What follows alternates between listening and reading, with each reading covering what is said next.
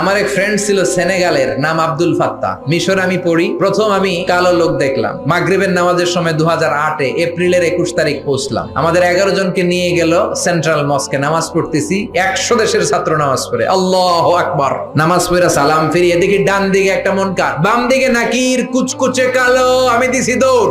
আমাকে যারা রিসিভ করেছে বলল, ভাই মিজান দৌড়াও কেন? আমি কই এরা কারা? কই এরাই তোমার বন্ধু। সর্বনাশ, 5 বছর এগুলোকে থাকতে হবে তোমাকে, গোটা বিশ্বের ইসলাম সম্পর্কে জানতে হবে, গবেষণা করতে হবে, ঠিক না?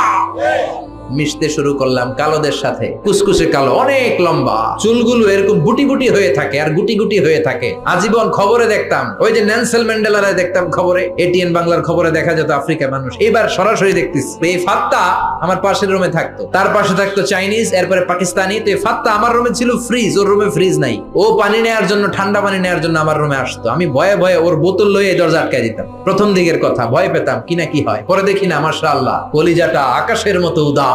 অনেকে আছে ধবধবে সাদা কিন্তু অন্তরটা এরকম কুচকুচে কালো, আছে না নাই? ওরা মানুষ কালো কিন্তু অন্তরটা ভালো।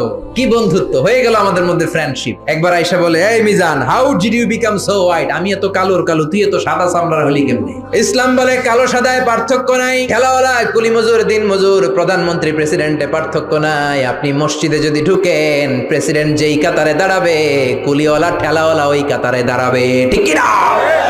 আল্লাহর কাছে সেই সেরা যার তাকওয়া বেশি, ঠিক কিনা? যার অন্তরে আল্লাহর ভয় বেশি, ঠিক কিনা?